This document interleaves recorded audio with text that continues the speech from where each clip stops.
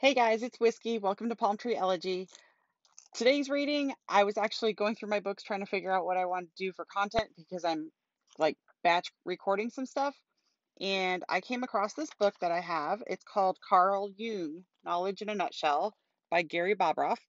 It says the complete guide to the great psychoanalyst, including the unconscious, archetypes, and the self. Carl Jung, I fell in love with him when I was in college. I have a bachelor's degree in education. And when I was in my ed psych class, my educational psychology class. First of all, I learned then exactly how much I love psychology, and I fell in love with Carl Jung. If you ever heard somebody talk about the shadow and getting through your dark night of the soul and all those things, Carl Jung is your man. He's the one who coined all those things and who has really analyzed that portion of the human psyche. Um, and I actually picked up the book, decided I was going to flip to a page and see what popped up, and maybe whatever popped up is what I was going to read. And it turned out that that's exactly what happened. This section is called The Wise One, and I'm using this for the Halloween video for the week when this next, you know when Halloween is. And you're going to see why. It turned out really cool that it worked out the way it did, and considering what he's talking about. So, yeah. The Wise One. The wise old man or woman is a figure found throughout folklore and mythology. They possess superior understanding and also often a more developed spiritual or moral character. Frequently, such characters provide the information or learning that the hero needs to move forward in their quest. In Star Wars, Ben Kenobi plays the teacher to Luke, introducing purpose and knowledge into the young hero's life. Where the hero brings drive, courage, and direct action, the wise one introduces the importance of the opposing values of thought and questioning. Jung describes it thus: often the old man in fairy tales asks questions like who, why, whence, whither, for the purpose of introducing self reflection and mobilizing the moral forces. The wise one may appear in disguise to test the character of others. In the second Star Wars film, The Empire Strikes Back, 1980, Luke's mentor Yoda does not reveal himself as such when they first meet. He waits, asking questions to test Luke's motivation for being there. Jung associated the trickster archetype with the wise one, and the use of disguise emphasizes this correlation.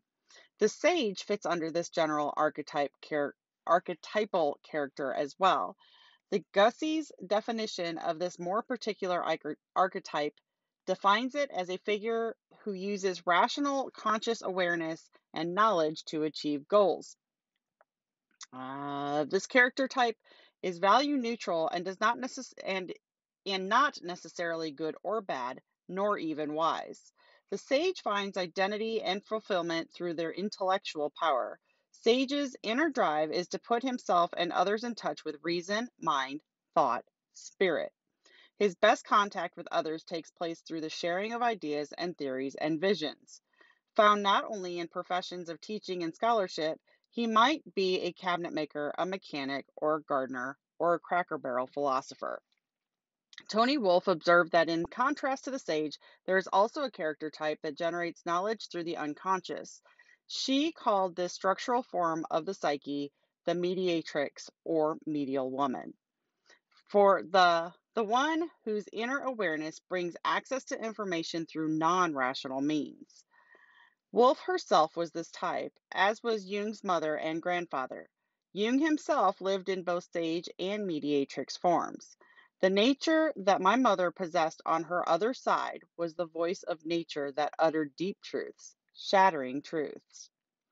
Examples of this archetype in history include the Oracle of Delphi, Nostradamus, and others. There's also the unfortunate historic period in which women who possessed this kind of awareness were dubbed witches and burned at the stake for it. Our cultural our culture's urge to deny the existence of non-rational knowing was relieved by projecting their shadows onto these victims. The wise woman or crone is often connected to this kind of knowing, and Jung explicitly described the shaman as the one who mediates the unconscious. I mean, the fact that that's what I picked up the book, said I'm going to flip it to a page, let's see what happens, and then it actually has a discussion talking about things that unconsciously and subconsciously happen, talking and dealing with shadows and women who just know things. And then the hero versus the difference between Luke and Obi-Wan Kenobi. Okay. Luke is the hero. Obi-Wan, while people are like, "Yeah, you go, Obi-Wan, you know your stuff." No, he's the guide. He is not the hero. Coaches, we are guides. We are not the heroes. Obi-Wan is a coach. Yoda is a spiritual coach, right? They're not the heroes in the stories. They're the ones that are teaching the other person to find the hero within themselves. Coaches, we teach other people to find the heroes within themselves. We are the guides, not the heroes, right? So when people it's misplaced. That word is misplaced very, very often when people say, "Oh, they taught me so much, they saved me my life, they're my hero." No, they taught me so much, they're a great guide, I'm my own hero. We have our language backwards, and we have to fix that right now because that's the way society is changing now. And I have a friend of mine, actually I'm going to see her this week, who she makes sweatshirts, and the sweatshirt says, we're the granddaughters of the witches they didn't burn. Okay. Because we have this, and more and more and more in our society. Back in the day, the witch hunts and all that craziness, you know, that woman just knew something. She had to be a witch, right? Nowadays, it's becoming such a societal norm that people are just like, yeah, I'm a witch, whatever.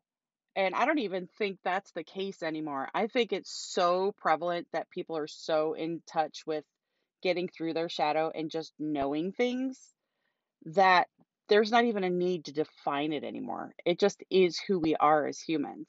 Everybody has that capacity. Some people just come by it much more naturally than other people. So it was just funny. It was just, there are no coincidences that I picked up this book and opened it to that page, and it talked about crones and witches and sages and shamans.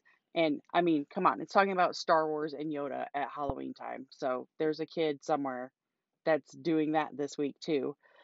But just understand, I think the biggest thing is if you're that wise one archetype,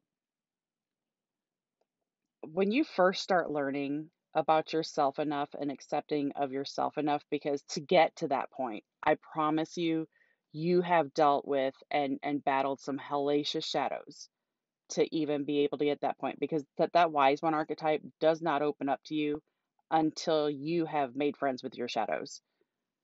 And by making friends, you had to work with that monster, and you had to identify that monster and those monsters and work with them, not against them. You had to be able to make peace and give grace to those things that were your shadows, right? So to get to that wise one archetype and to be that guide and to be that coach, you really have to do that inner work. You really have to not just read it in a book and tell somebody what it says. It is literally a knowing. You know because it is the fiber of your being. And the more that you know about that fiber, the rest of the universal fibers connect to it. So sometimes some trippy shit happens and you're like, I don't know what's going on here, but this is kind of cool. Let's keep running with it. Um, my my son's dog, whose name is Gemini, ironically, I'm a Gemini. We rescue dogs. We have six, and a couple of years ago, I was like, my husband's like, well, maybe the next dog will get blah blah blah, and I'm like, no, we're not getting another dog. But I said the next dog that shows up here is how did I say it? The next dog that shows up here is going to be this big. And I made a joke about it. Y'all, 9 months later, a full grown 4.25 pound teacup chihuahua named Gemini showed up on our doorstep by way of my son. And he was staying with us at the time. And everybody, my husband's like, well, hell, I can't even say no to the dog coming or not because you already told us it was coming 9 months ago. And Gemini is still with us, and she just walked right in, had an open door because I made that offhanded comment 9 months earlier. So some people can say it's a coincidence, but there are no coincidences. And I promise you, the more you get comfortable with yourself and the more you work through these shadows and work through all this stuff, it's coming. You're gonna be like, well, this is cool. Let's just sit back and see what happens next. Right? So if that's you and it's Halloween, it's a great time to talk about it, right? So the question this week is, and because it's Halloween and people get in touch with things normally they don't want to venture into because it is the Halloween season. So your life question this week is, what is one shadow that you can look at and make peace with? What is one thing? And it doesn't have to be a big, bad, deep one. It really doesn't. What's one of those things? Like maybe it's a food craving, maybe it's a habit or something that you do that you can't stop doing. Like you don't understand the trigger or the drive behind it. There's a shadow behind that. Okay? Find that shadow and ask yourself, where did this come from? Is this mine? Because odds are it's a learned behavior and it's a trigger from something in the past and you have an association to it. So, like that Snickers bar, you might not actually love Snickers bars, but there's a comfort that came with another memory that connected you to those Snickers bars. So, that's your trick or treat this week. Your treat is to find out where you are tricking yourself into those shadows and into that thing, right? I'm so glad you let me be your wise one and your coach this week. I love you so much. Keep on rocking.